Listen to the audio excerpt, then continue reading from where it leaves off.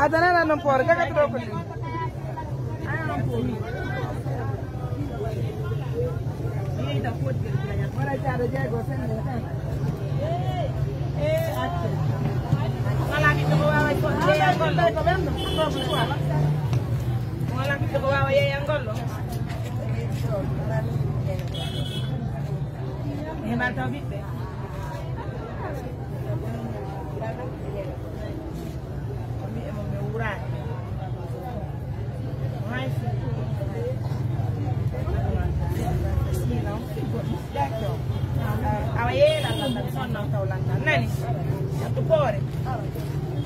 On va acheter le sel avec maman. Quand on rencontre une maman âgée, on doit faire plaisir à la maman.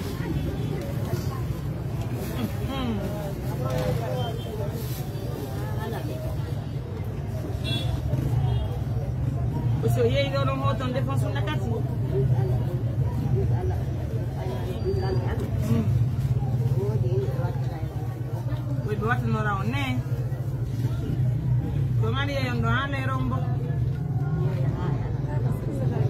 Et puis elle tremble, mesdames, messieurs. Regardez là. Regardez la maman. Hein. Et nous, assistants supplémentaires d'urgence, on va essayer d'assister notre maman aujourd'hui. Pas de raison. Il faut la sortir là dans mon affaire. Si on y a un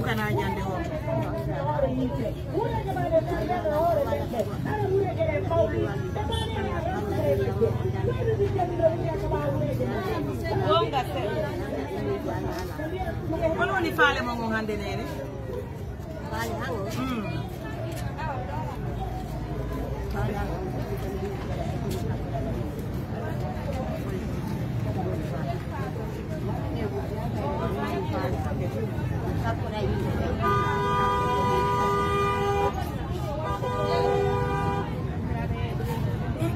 Regardez la maman, elle a fait des enfants, mais les enfants sont décédés.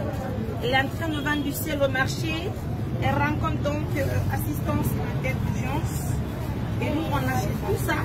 On achète d'abord sa marchandise. Et puis, on va faire plaisir à la maman aussi. Et nous, aidez-nous.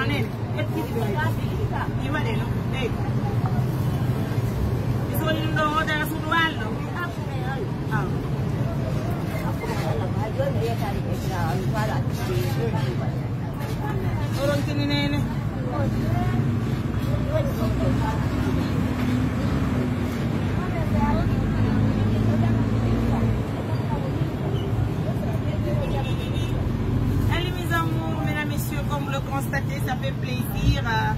En tout cas, nous vous disons un grand merci de la confiance. Nous, on va acheter tout de suite la marchandise de notre maison. On est pour statiner et obéir.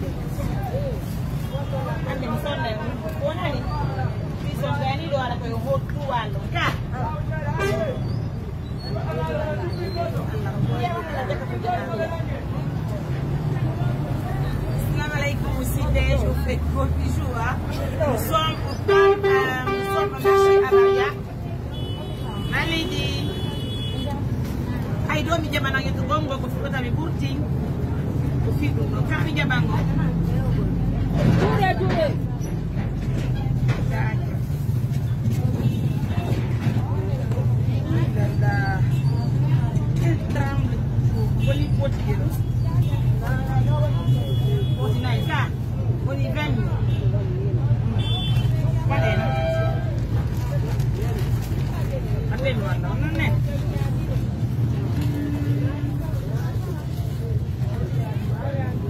Quand vous rencontrez une maman âgée, n'hésitez pas de l'assister, ça fait plaisir.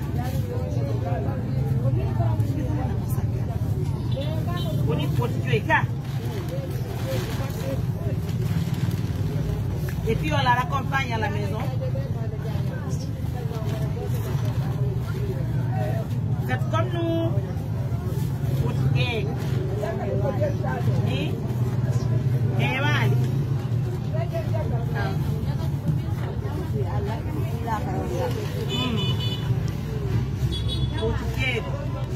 aya kamera bi. Sak.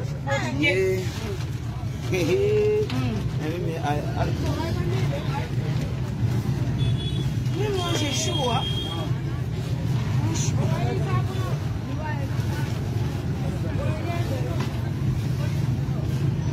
Get it, Nana. Get it. Pode get it, young Gojelu. C'est vite, non? Ça fait 40. Ça fait 40. On est 40, hein? Oh non. On va payer ça d'abord. C'est chaud.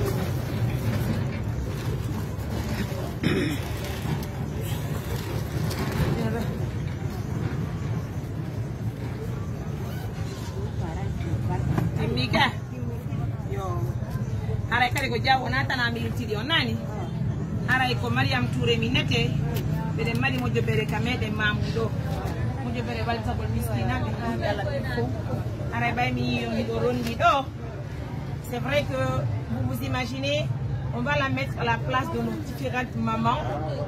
Donc je pense qu'une maman qui n'a pas d'enfant mérite le soutien de tout le monde. Donc likez-moi la vidéo, partagez-la, dites Amine et on va assister cette maman aujourd'hui qui malheureusement n'a pas d'enfant. Tous ses enfants sont décédés. Elle rencontre l'assistance humanitaire qui est en plein marché d'Avaria et nous on va aujourd'hui donner le soutien là-bas. Non, néné, allez, moi je vais l'amener. Je vais l'amener l'assistance humanitaire d'urgence au Wallis Tabol Diamadini. Allez, mais les maridos, 100 000, 200 000, 300 000, 400 000, 500 000, 600 000, 700 000. Pour 700 000 là, allez, que sur la Katimodo. Quand tu es à Touli, on est Belgique, n'est dit mais dit Boudo. Il faut comme un bon. Allez, mais les gens qui ont eu main.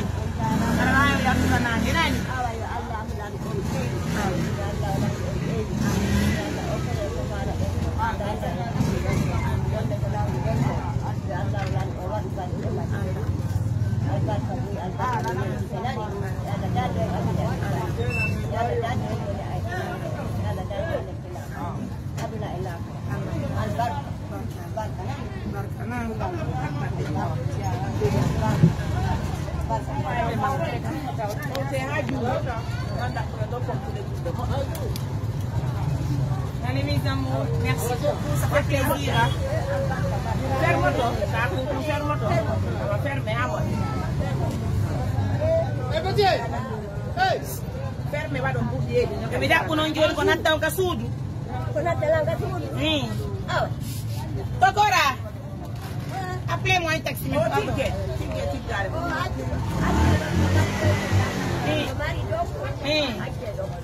Tono yaade. Ah, on jindal ganage de. Wallahi ni inda. Akule ala wala be do jodi do. Inda ta ganage hat. Allez, ça fait plaisir.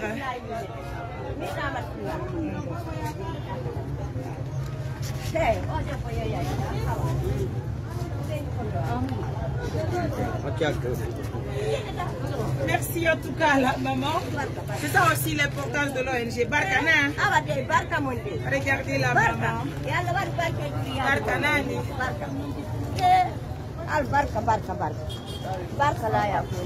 Mes amours, prenez bien soin de vous. Au revoir.